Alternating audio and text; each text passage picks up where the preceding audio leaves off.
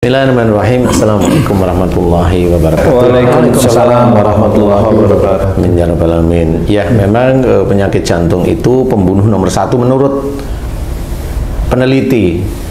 Pembunuh nomor satu, iyalah.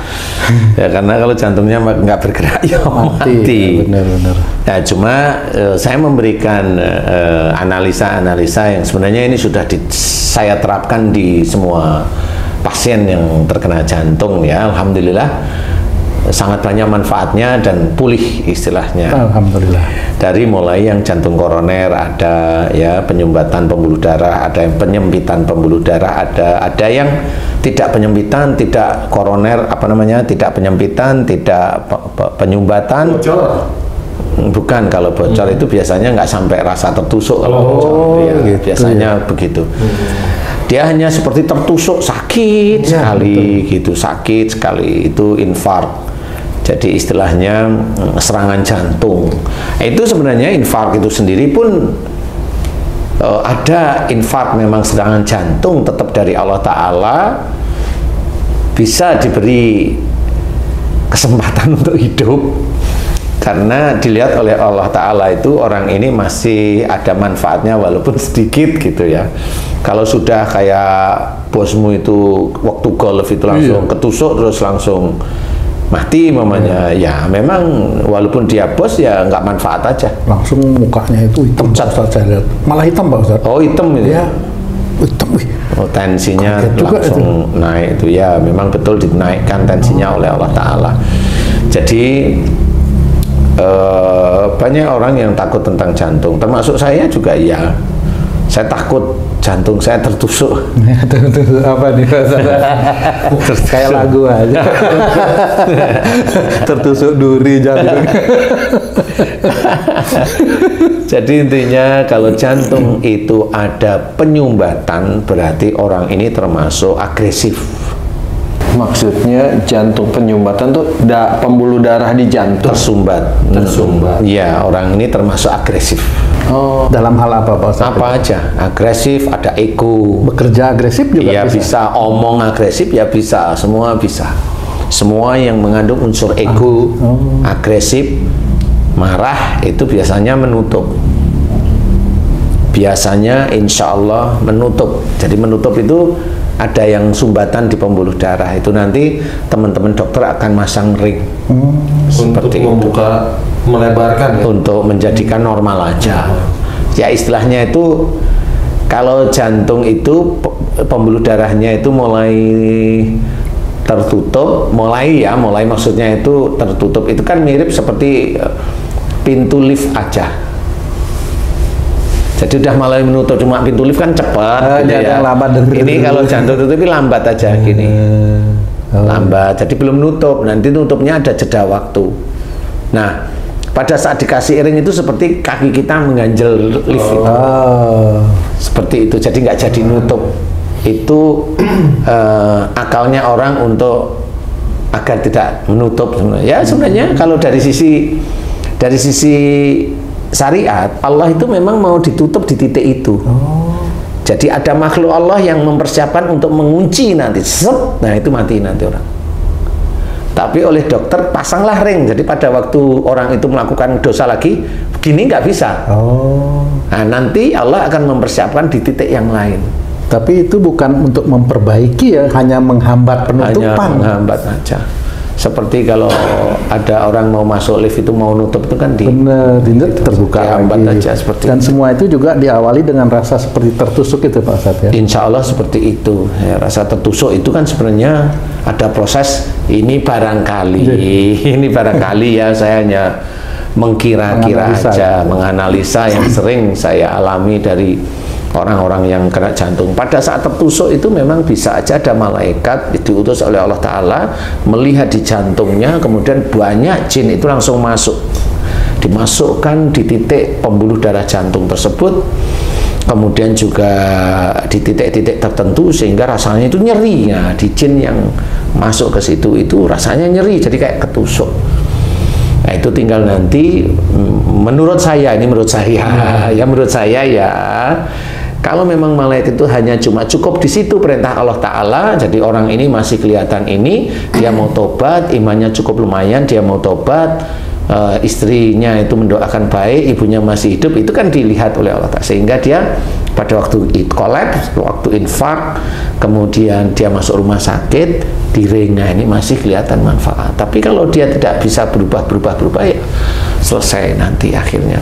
Jadi cara Allah itu kurang lebihnya seperti itu. Jadi ada malaikat sebelah kiri, sebelah kanan, depan, belakang. Itu bukan berarti itu melindungi kita, bukan, malah itu melaporkan apa yang kita kerjakan kepada Allah. Kok melindungi? Ya bukan. Kok kayak kita nabi aja dilindungi malaikat? Nggak ada yang melindungi kita, ya Allah. Benar. Istilahnya seperti itu, Allah yang melindungi kita. Malaikat itu memang diciptakan untuk mendampingi kita, itu untuk nanti menjadi pencatat di hadapan Allah Ta'ala. Jadi bukan melindungi. Yang melindungi orang-orang itu loh yang dinamakan jin atau khodam itu, ya itu yang menurut dia melindungi.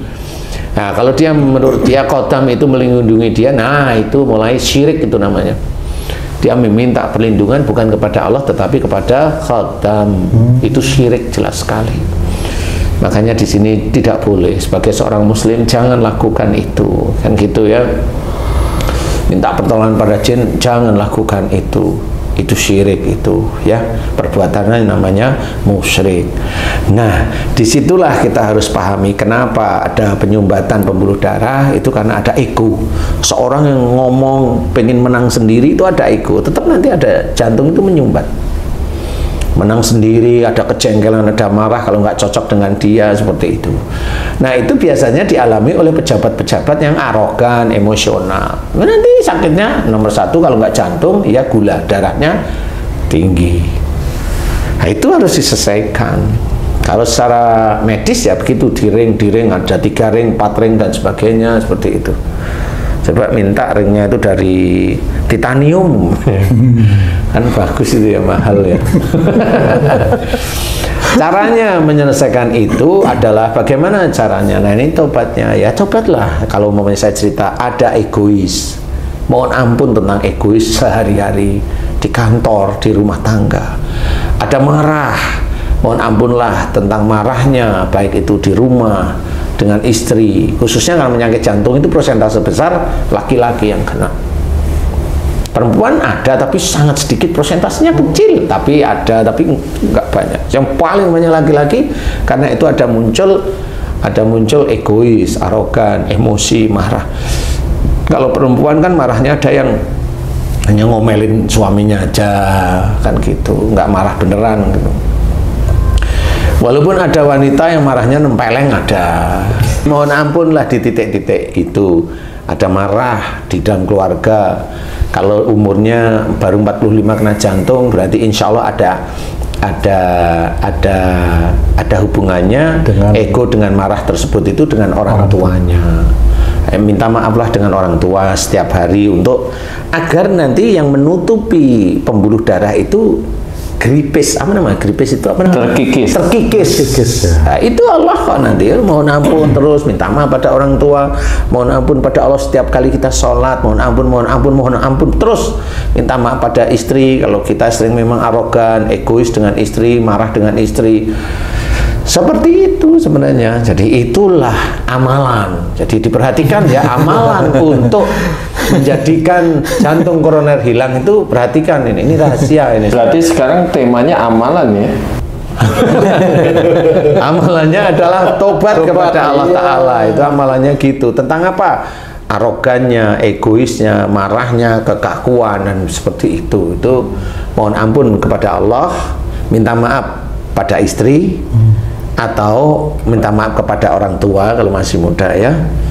Kemudian kekakuan dimohonkan ampun terus menerus setiap hari, dan kemudian sehari-harinya amalannya juga iya, belajar tidak egois, belajar tidak emosional, belajar untuk tidak kaku, itu diamalkan. Ya itu perhatikan, ini rahasia, ini tidak ada yang punya ini di dunia insya Allah. Yang punya hanya Rasul, Quran. Karena apa? Dilarang untuk marah. Itu Rasul mengajarkan, Allah mengajarkan maafkan mereka. Loh, itu kan dilarang marah sebenarnya. Dilarang kaku, kalau orang memberi nasihat, dengarkan. Rasul juga mengajarkan. Nah ini kan ada ini. Amalan loh ini, ya. Amalan ini, perhatikan loh ini. Kalau kita bicara jantung, jantung kan alat, Ustaz.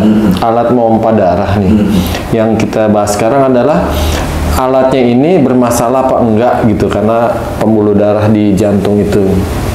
Nah, kalau jantung ini kadang kerjanya nggak stabil gitu, Ustaz. Kadang kencang, iya mompanya gitu loh, mompanya kadang kuat. Kencang. Pada saat tertusuk itu kadang, Tertusuk ya. kadang apa ya? Suka duk gitu kan. Nah, itu disebabkan kenapa tuh, Ustaz? Biasanya kalau orang yang mompanya cepat ini biasanya orang yang lagi melakukan aktivitas yang kuat. Apa aja ya? Apa saja, lari itu ya dia jantungnya cepat. Kalau orang lagi tidur ya lambat jantungnya. Seperti itu, dia akan melambat seperti itu. Sebenarnya itu pertolongan Allah sebenarnya ya. Coba kalau orang lari, Allah nggak mau nih malaikatnya ngantuk nih, jantungnya didiemin, ya kolab lah dia. Gitu Dia menginginkan tubuh itu oksigen dengan ini darah sekian, mompanya nggak mau, gimana coba? Istilahnya sama seperti kamu di lapangan itu membutuhkan dana banyak untuk ini, untuk cepat, di kantornya leha-leha, gimana Pak? Memang gitu biasanya. Karena udah merasa nyuruh, itu udah bekerja. Tapi dia sendiri, dia minta nanti lah. Paling banyak. Pengkhianat dalam pekerjaan. Ya, jadi seperti itu. Jadi bagi-bagi. Karena ngalamin sih. Iya. Nah, itulah yang harus kita ketahui, bahwa pada saat kita itu melakukan aktivitas kuat, Allah masih sayang kepada kita, diberikanlah jantung itu ikut bergerak juga cepat untuk mengikuti gerakan langkah-langkah. Jadi mengimbangi kita sebenarnya itu. Ya, itulah yang namanya rahmat Allah, apa namanya? Ya, rahmatlah, kasih sayangnya Allah aja. Rahman Rahimnya Allah itu ya di situ. Nggak usah yang muslim kita, yang non muslim pun ya sama.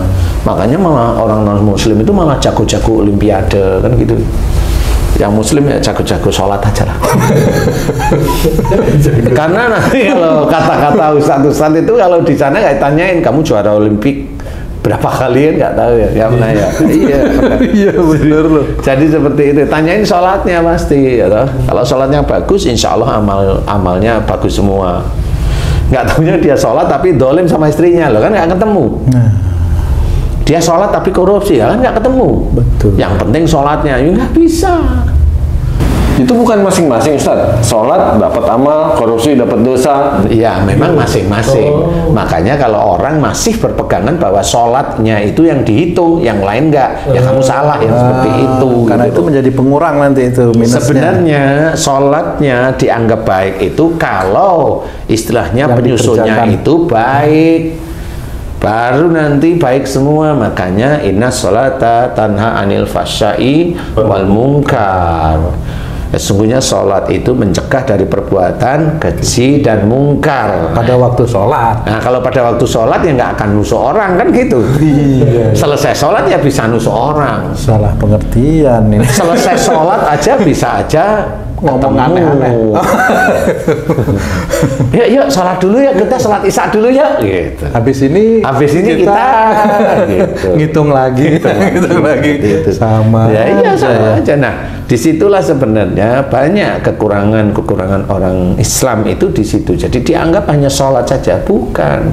Sholat itu tetap akan menjadi amalan di hadapan Allah. Amalan itu akan rusak kalau kita ujub, riak, sombong kan gitu. Jadi dijaga sholat kita untuk tidak ujub, tidak riak, tidak sombong. Bagaimana? Seperti itu. Terus perbuatan lain, nah, ya. Jadi menjauhkan dari perbuatan keji dan mungkar, perbuatan untuk diri sendiri maupun pada orang lain tidak boleh. Nah itu sama. Kalau kita masih WA dengan orang ngalor ngidul, lah itu kan boleh. Lah ya itu gimana? Ya dia kalau gini Pak Ustadz, maaf. Tadi kan Bang J bilang kadang-kadang tertusuk jantung berdegup kencang. Pak Ustadz bilang itu bentuk kasih sayang Allah kalau lagi berlari. Nah itu harusnya kita syukuri atau kita berhenti berlari? Bagaimana Ya, nih cara? sebenarnya kalau itu untuk olahraga mah silahkan aja. Kasus mengejar sesuatu agak cepat, jadi butuh ini, butuh span yang kuat, itu Allah memberikan sebenarnya. Nah itulah dari karunia Allah yang orang, khususnya manusia muslim yang enggak pernah disyukuri. Padahal dia melakukan aktivitas kejar-kejaran, jantungnya ngikutin. Coba kalau jantungnya malaikatnya diem-diem aja tiduran gitu gimana Pak? Dia cepetan tapi kan begitu nggak bisa. Nah itu rasa sayangnya Allah kepada kita. Tapi itu tetap tidak disyukuri oleh manusia muslim ya. Kalau yang non muslim saya nggak terlalu saya pikirin karena itu dia punya pegangan sendiri kan. Kita yang muslim itu nggak pernah disyukuri. Coba tanyain aja. Nggak pernah disyukuri. Yang penting itu kalau besok malam tidur, besok pagi bangun itu sudah alhamdulillah, itu udah mending itu dia bersyukur, alhamdulillah hidup. Kan gitu ya. Jantung berdetak aja nggak disyukuri. Nggak disyukuri, kebanyakan kan seperti itu. Padahal kita nggak mampu menggerakkan jantung itu nggak mampu, kecuali ada motor jantungnya ya. Kemudian kalau jantung tidak yang Haji J tadi tanya nih, tiba-tiba deg. Nah, ini beda, itu belum tentu itu dari Allah. Olahraga ya. Belum tentu itu olahraga. Yang bukan olahraga gitu. Bukan, dia diem itu deg itu. Biasanya itu dia ada masalah yang difikirkan. Kemudian dia muncul unsur khawatir, takut, emosi terhadap seseorang, seperti itu. Berarti kalau difikirkan bukan hanya mengenai bagian kepala, tapi bisa langsung ke jantung juga. Bisa, karena rata-rata yang saya ceritakan tadi itu skizofrenia atau halusinasi. Jadi orang yang terkena halusinasi atau skizofrenia, menurut orang-orang pintar, dia tidak tidur semalaman karena ini deg terus. Jadi itu deg-degan itu udah nggak bisa, nanti dia akan minum obat penenang. Nah, itu sudah beda lagi temanya. Jadi kita jantung, tapi itu tetap ada di jantung. Tapi itu nanti bentuknya skizofrenia. Kalau itu jantung berhubungan dengan penyempitan pembuluh darah, kemudian penyumbatan pembuluh darah, kemudian motor jantungnya kurang aktif, insya Allah itu berhubungan dengan yang tadi seperti tertusuk tadi. Termasuk itu, jadi dihentikan motor jantungnya, kemudian ya nggak ada yang lewat, kan sakit gitu, nah itu infark, ya, sudah bablas saja biasanya seperti itu. Nah ini yang harus kita ketahui. Cuma gimana doanya tadi, kalau orang seperti itu, data-datanya mirip seperti yang saya ceritakan, mohon ampunlah kepada Allah tentang ego. Kepada siapa? Pada istri, pada dalam pekerjaan, marah pada istri, marah pada pekerjaan, atau ditambah boleh dengan orang tua atau mertua, boleh. Amalannya itu Ustaz. Amalannya itu, mohon ampun aja di titik-titik itu terus menerus. Kenapa? Alhamdulillah yang pasien yang saya berikan seperti itu, mohon ampun benar-benar serius kepada Allah Ta'ala, ya Alhamdulillah langsung hilang. Di titik itu jantungnya sesek langsung hilang, detik itu hilang. Kemudian dia paham, minta maaf ini, minta maaf itu, dan terus beberapa minggu, beberapa bulan saya tanyain, setelah koreksi lagi datang, gimana sekarang? Udah nggak sesek lagi. Alhamdulillah selesai. Coba periksa dokter, sudah gimana? Aman kata Pak dokter, selesai sudah. Seperti itu. Jadi harus, karena memang inilah sebenarnya amalan-amalan yang harus diperhatikan. Amalan itu harus dikerjakan. Jadi tidak hanya bacaan, kalau bacaan itu bukan amalan, itu bacaan. Bukan amalan, membaca yang diulang-ulang. Seperti itu. Amalan itu perbuatan yang dikerjakan, itu amalan. Insya Allah yang saya ketahui seperti itu. Tetapi kalau mau mendebat saya nggak mau tahu. Memang itu bacaan yang diulang-ulang. Boleh nggak? Boleh aja. Sisi mana? Boleh. Tapi menyelesaikan nggak di titik itu? Kan gitu intinya. Bukan boleh atau tidak boleh, oh silahkan, nggak apa-apa. Menyelesaikan nggak? Ada juga yang disantet. Itu disantet terasa tusuk itu. Sama, ditusuk juga di situ. Bedanya gimana itu Pak? Saya nggak bisa bedain kecuali yang ahlinya. Betul. Nggak bisa bedain. Cuma kalau jantung, kalau disandet biasanya tembus sampai belakang. Oh gitu. Kemudian momennya sisi kiri sakit semua, lemah semua, sisi kiri lemah semua. Menyebar gitu. Ya, sepertinya seperti itu, dan paling berat itu sini sama belakang. Nah, itu biasanya sihir. Biasanya ya, ini kan saya anggap kasus global. Iya. Kalau sihir gitu amalannya apa Ustaz? Amalannya ya yang harus kita ketahui, kalau kita itu kena sihir berarti iman kita rusak. Oh. Nomor satu, iman itu pasti rusak. Harus diketahui walaupun sholat. Itu yang menilai iman rusak itu Allah. Walaupun seseorang itu sholat, makanya banyak orang Islam kena sihir karena apa? Imannya rusak. Nah, ayo diperbaiki dengan tidak melakukan kemusyrikan, tidak melakukan syirik, seperti diperbaiki. Caranya gimana? Mohon ampun, melakukan syirik itu bertahun-tahun, mohon ampun. Melakukan kemusyrikan bertahun-tahun, mohon ampun. Kan seperti itu. Kemudian diulang lagi. Nah, habis itu sihir itu baru dimohonkan kepada Allah Ta'ala gimana caranya menghilangkan sihir, seperti itu. Sehingga itu nanti bisa lepas, karena biasanya kalau sihir itu dukunnya itu pakai tancepan paku di situ. Wah, itu kok ada yang nancep sih di sini, tapi ya diraba ya nggak bisa. Insya Allah seperti itu, tembus gini, terus kemudian di sini ada, kemudian ada sakit semua sebelah kiri ya, umpamanya seperti itu. Kalau mau sebelah kanan ya nggak di jantung, dadanya seperti tertusuk itu, tapi sebelah kanan. Ya nggak taunya dukunnya nggak ngerti jantung sebelah kiri apa sebelah kanan kan gitu. Kebalik bonekanya. Pokoknya di dada tusuk aja sebelah kanan kan gitu ya. Nggak taunya ketipu, jantungnya sebelah kiri, jadi yang ketusuk kanan gitu. Ya sama, sengklah itu di kanan ya. Itu karena syirik dan musyrik itu Pak. Awalnya biasanya seperti itu. Kalau orang yang misalnya dia mengejar ini harus dapat segini dari hasil pekerjaan, itu termasuk syirik musyrik nggak itu Pak? Ah, itu keduniawian gede banget. Itu ego namanya, harus mendapatkan. Saya harus jadi direksi. Ya, itu syirik nggak itu Pak Ustaz? Saya harus, itu kan emang dia Tuhan apa mengharuskan sesuatu. Nah, disitulah sebenarnya tidak boleh. Harusnya bagaimana, akhirnya bayar kan, seperti itu.